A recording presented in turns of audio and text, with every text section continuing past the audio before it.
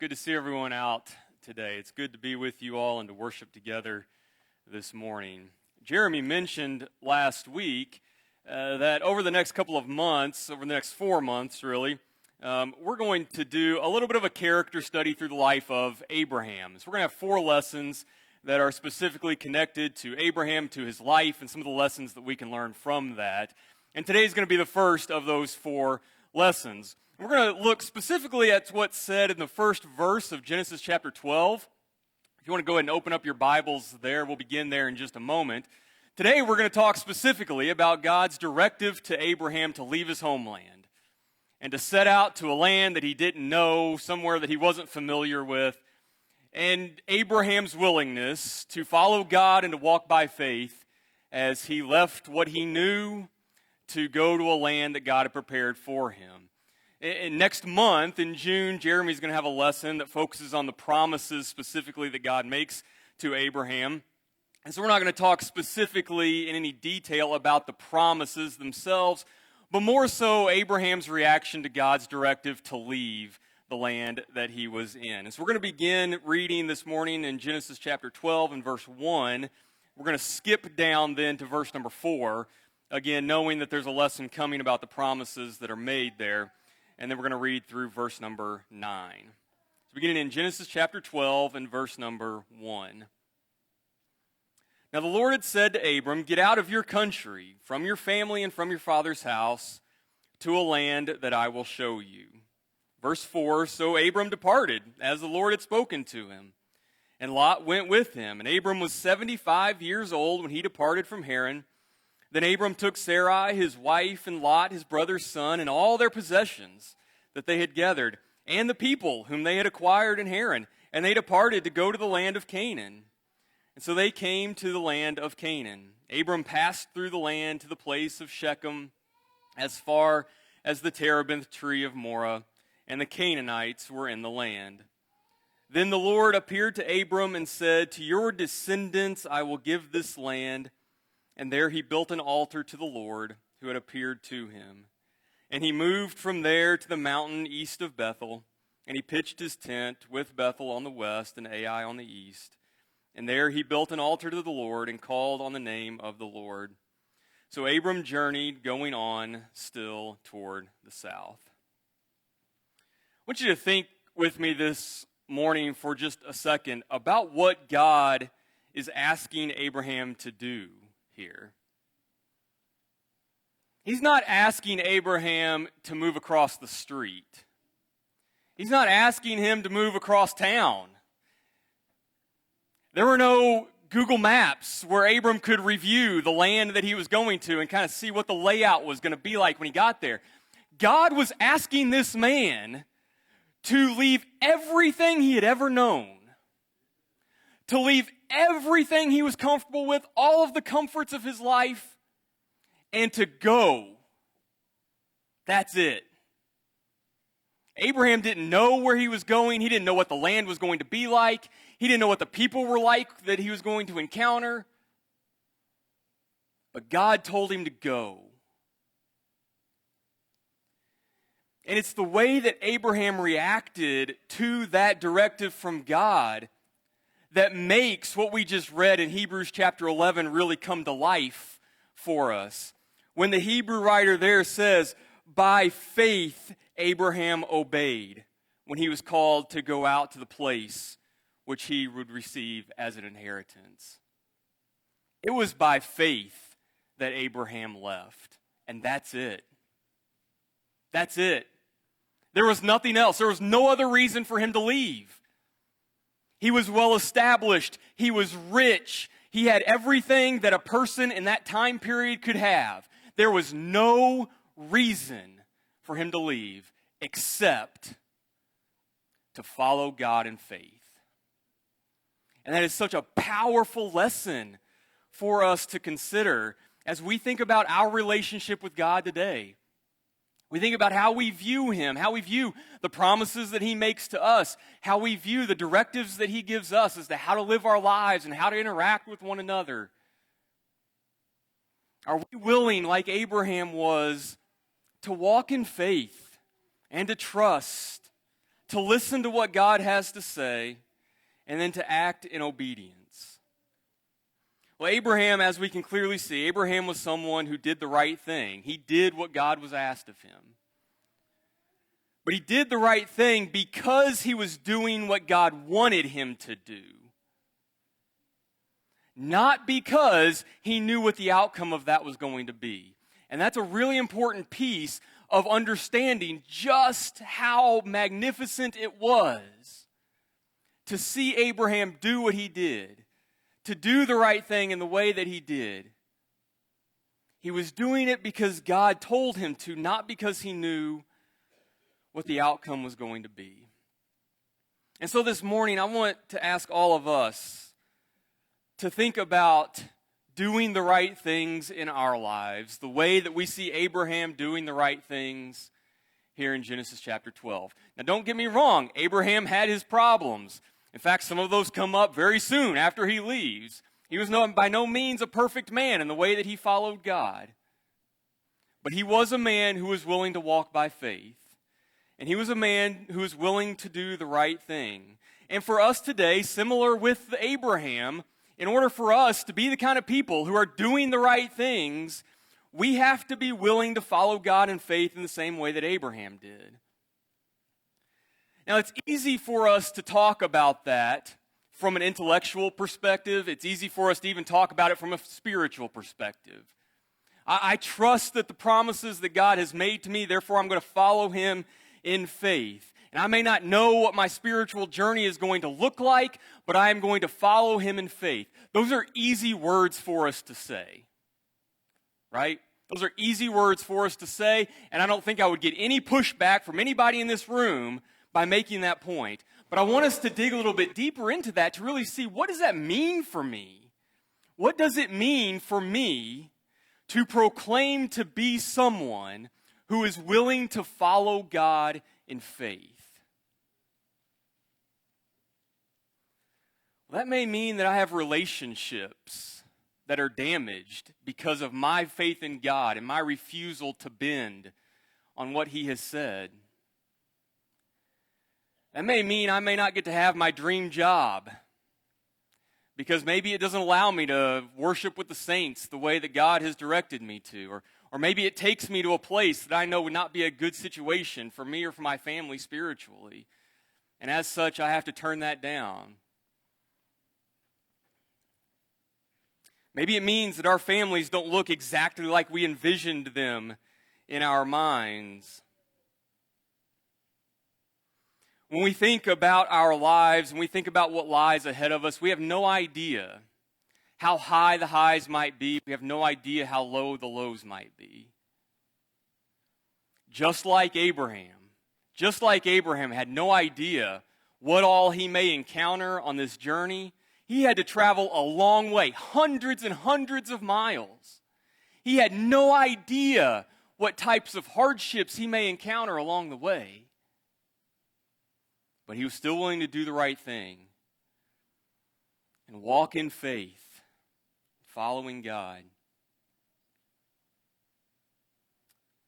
Can that be said of you? Are you willing to look at whatever lies in store? Whatever hardships may lie in store, whatever successes may lie in store, whatever challenges may come your way? I don't know what the future holds. But regardless, I'm going to walk in faith. Make sure those aren't just words that we say. Make sure we live our lives in that reality. I am walking by faith daily. God, come what may, I will not waver. Because I know who I'm following. And I have all the trust and all the confidence that you will be there for me. The confidence that Abraham clearly had to do the right thing because he knew what God had told him to do. Secondly, doing the right thing means not getting too attached to earthly possessions. Again, think about this from the perspective of Abraham. This guy was rich. He had everything. He had livestock and servants. He had land. All of the comforts, whatever those may have looked like during his day and age, all of the comforts that could be had were his. He wanted for nothing. And God said, leave it. Let's go. You take your possessions with you, but let's go. Think about that from just your perspective right now. If someone came to you and said, hey, you can take your family, take your cars, take your clothes, but let's go, we're leaving. You're never coming back. You're home, you'll never see it again. The garden you've got in the backyard, never see it again. The friends you've made around you, you'll never see them again. Let's go. Think about how difficult that would be. Think about the sadness that would come with that. Would you even be willing to do it? I'll tell you, I wouldn't, not unless there was a really compelling reason. Here was the really compelling reason for Abraham. God said so. And so you leave it. He can only do that. Abraham can only do what he did if he first and foremost had a healthy attachment to the earthly possessions around him. And a healthy attachment means that we are willing to leave them behind if necessary. That we don't get so attached to the things of this earth that when God calls us somewhere else, we aren't willing to leave them behind. Now, we aren't necessarily being spoken to in the way that God spoke to Abraham here and commanded to leave everything and go to a different country. That's not happening to us in the way that it did to Abraham. But let's not fool ourselves into thinking that we can't allow our attachment to earthly possessions hinder us from our service to God if we aren't careful. How much do the earthly possessions that you have, however bountiful or however few they may be, how much do those things mean to you? Are you willing to leave them behind if needed? Or more importantly, are you willing and able to have a healthy perspective on those things? Look with me in Psalm 49. We studied this psalm in our Psalms class last trimester, and it really hit home with me. And I thought it connected well with this point about not being too attached to our earthly possessions. I want you to listen to what the psalmist says beginning in verse number 10 of the 49th Psalm. He says, "For he sees wise men die, likewise the fool and the senseless person perish, and leave their wealth to others. Their inner thought is that their houses will last forever, their dwelling places to all generations. They call their lands after their own names. Nevertheless, man, though in honor, does not remain. He is like the beasts that perish. This is the way of those who are foolish, and of their posterity who approve their sayings. Like sheep, they are laid in the grave. Death shall feed on them. The upright shall have dominion over them in the morning, and their beauty shall be consumed in the grave, far from their dwelling. But God will redeem my soul from the power of the grave, for he shall receive me. Do not be afraid when one becomes rich, when the glory of his house is increased. For when he dies, he shall carry nothing away. His glory shall not descend after him. The while he lives, he blesses himself, for men will praise you when you do well for yourself. He shall go to the generation of his fathers. They shall never see light. A man who is in honor, yet does not understand, is like the beasts that perish." You see the danger of being too attached to the things that we have in this world? The danger of being too attached to wanting more and more wealth, more and more power, more and more prominence. What happens? We die just like generations before us die. Anything that we have goes to the generation after us or gets thrown in the trash. If we understand that, that should help us realize just how important it is to not become too attached to those things while we are alive. Because all of those things will do us no good when our time on earth comes to an end. What will serve us when our time on earth comes to an end? Our willingness to walk by faith while in this life. That will continue on. That will see us through. That will lead us to our ultimate home in heaven.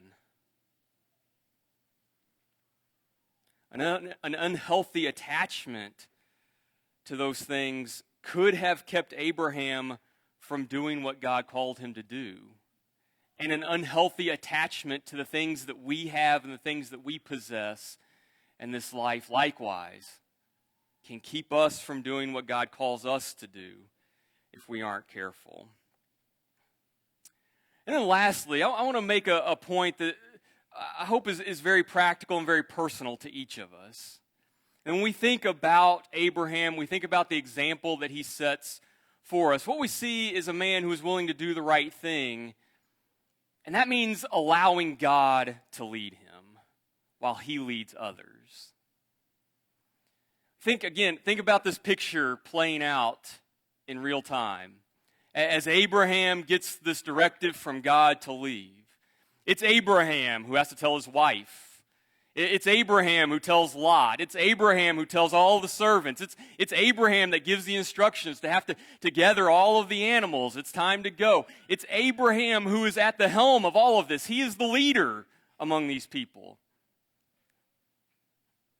But he's only an effective leader during this time because he is allowing himself to first be led by God. When I think about it from a perspective of a father or a mother within a family in a home. It's our responsibility to be leaders. It's our responsibility to teach our children and to have goals for our family and to lead our family in a godly and righteous way.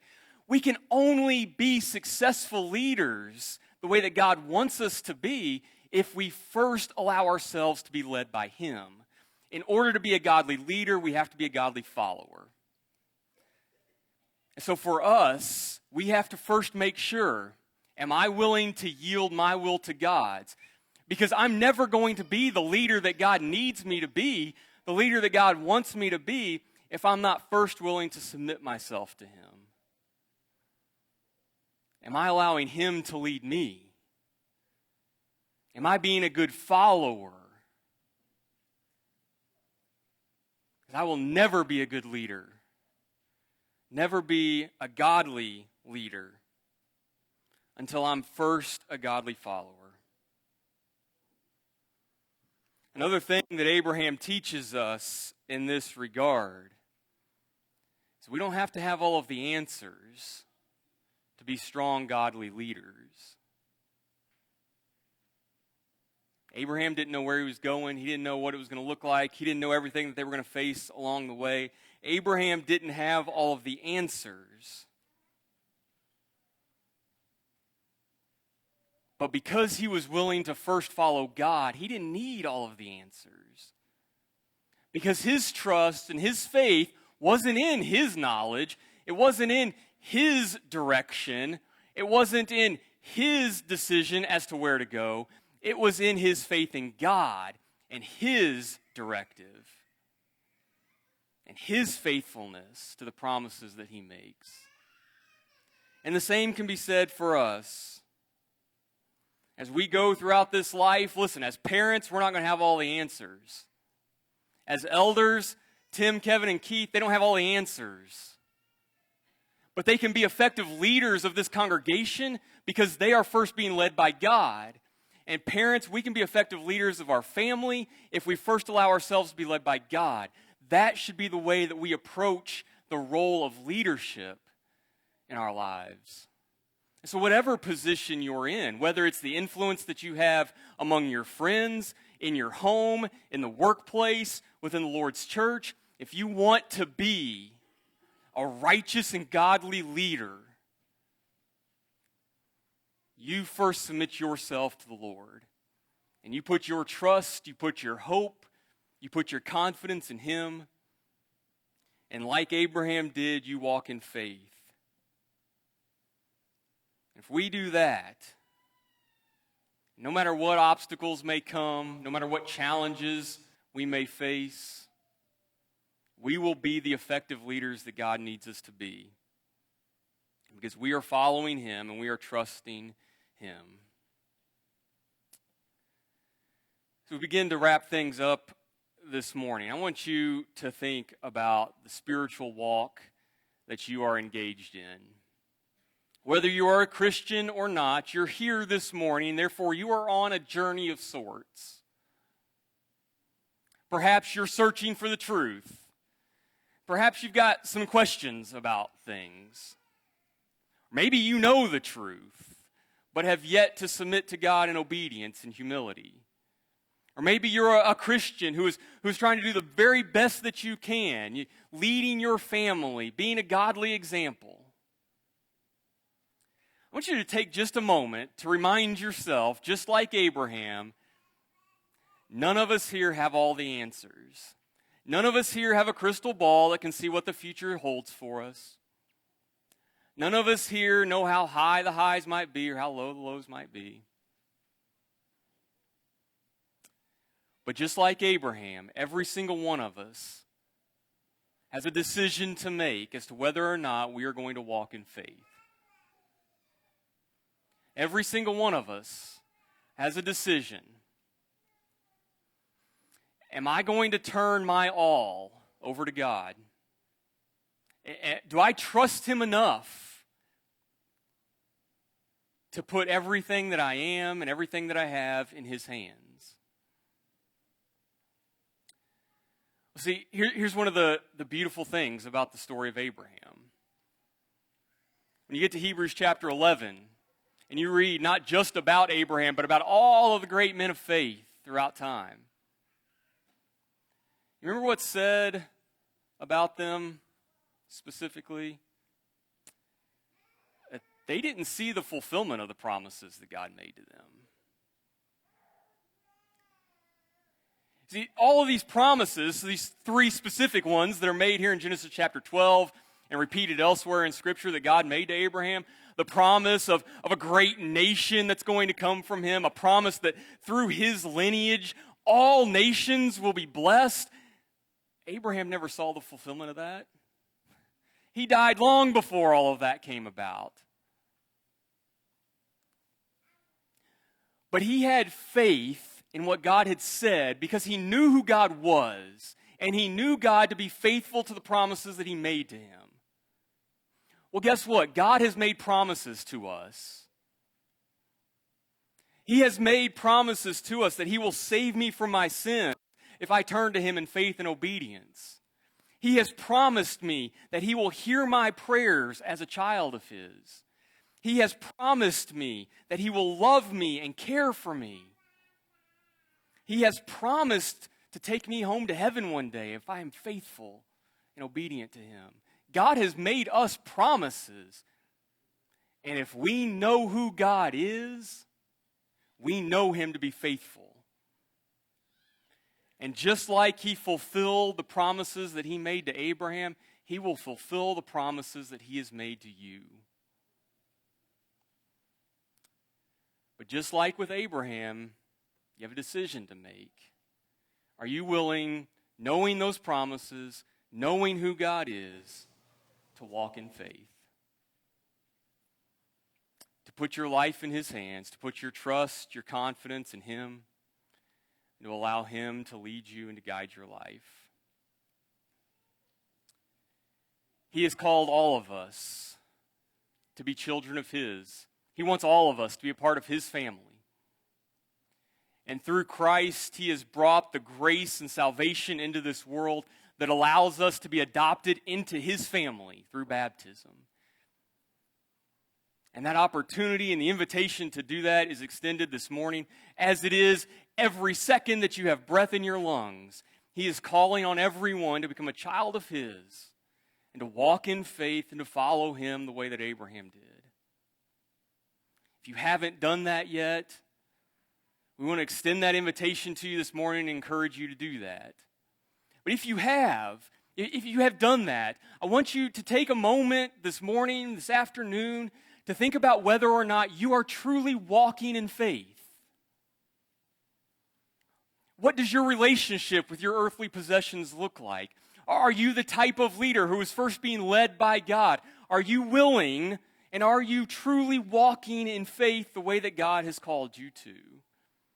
And if the answer to that question is no or not fully, then I want to encourage all of us to examine our actions, to examine our thoughts, and to make whatever changes we need to make so that we can be the type of people who confidently say that I am walking in faith, that I have given my all to the Lord, and that I trust that He is going to see me through it. If you're here this morning and you need the help of the congregation to make some changes in your life, maybe you need the prayers of the Christians here as you try to become more like Abraham in this regard, to become more of a person who's walking in faith, or if you need to make that confession that Jesus is the Son of God and to be obedient to Him in baptism so that you can leave here this morning walking in faith, trusting in God, and giving Him your all. We'd love to help you in any way that we can. Just come to the front and let us know how as we stand and sing.